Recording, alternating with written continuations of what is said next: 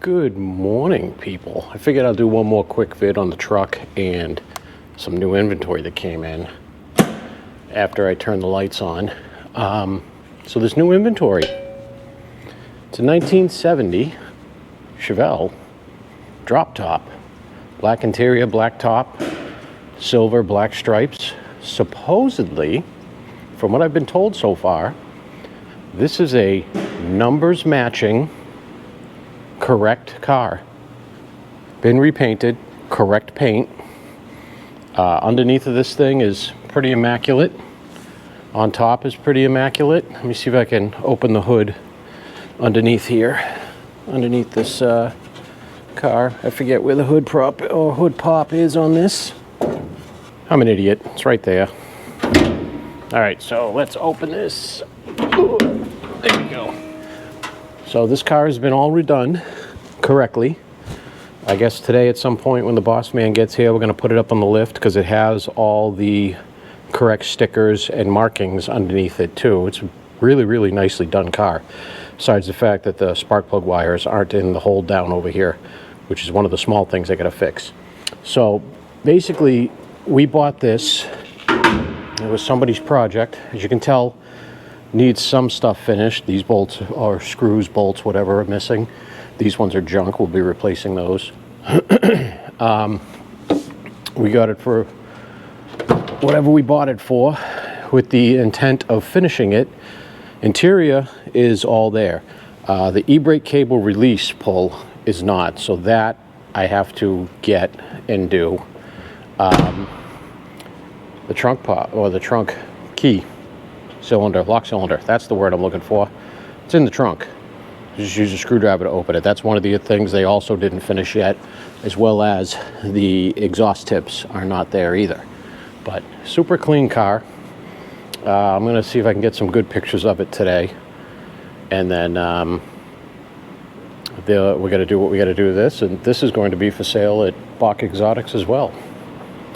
But let's go take a look at the truck.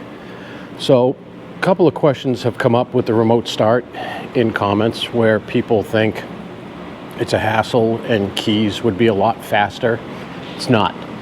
So it only looks like it takes as long as it does because I'm showing you guys the process. And I'll also show you something else. So I'm gonna just show you how quick it is to get in it. Unlock. Start. We're good.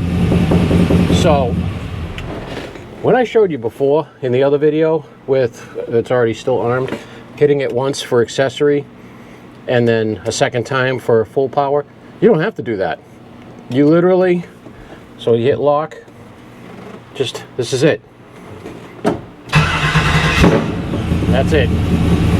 And you can set these remotes up to be passive so that you just have to walk within the vicinity of the car and this will light up and be ready to go from this stage on. We don't set them up like that while we're building it because usually, as you saw, the key fobs are left in the truck and that would keep the system awake the whole time and kill the battery. We don't want to do that. Next thing I'm going to do is, I am pretty sure, I haven't showed you underneath the truck yet with the No Limits chassis and everything we've got going on. So give me a second, I'm going to put it up in the air and show you underneath. All right, so here we are underneath the No Limit Engineering C10 chassis. Super nice. They told us when we got this, because we bought this, like I said, the whole project, but we called them for some information and they said, is this your first one? And we said, yes. And they said, I'm just looking at some stuff while I do this. If you like your Roadster Shop chassis, you're gonna love this. So we'll see, because we love our Roadster Shop. But everything's powder coated. Like I said, we got a few leaks I gotta fix thanks to the sublet that we did. The brake lines have some leaks. I think this is probably the only union that's not leaking. But everything else seems to have drips, as you can see right there. So I'll have to go through all that. But the one thing that guy does really well is exhausts. We've used him quite a bit, and probably going to be all we use him for ever again. But he did this exhaust. He was trying to figure out an easy way. Obviously, there's no easy way to get up and over this axle.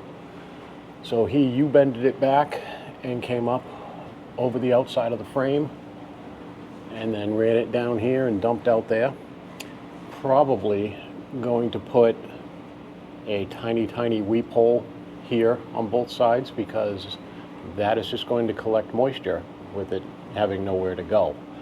And it also would have been nice if he put a crossover tube from here to here with a V-band in it, because it's always nice to equalize the pulses through the exhaust. So we have, I forget what manufacturer, but the fuel filler goes up through that tail light. But everything under here looks pretty decent, and I'm gonna pull it out now. I'll let you guys hear it a little bit as I go around the dealership to park it. It sounds pretty good. So right now, this is how she sits. As soon as I get some alignment stuff done and we take care of the brake lines, I can take her for a ride out on the road. But for now, it's just small rides in between, well, small drives in the dealership parking lot. But it lumps right along pretty decently. It also is filthy as all hell, but we're getting there.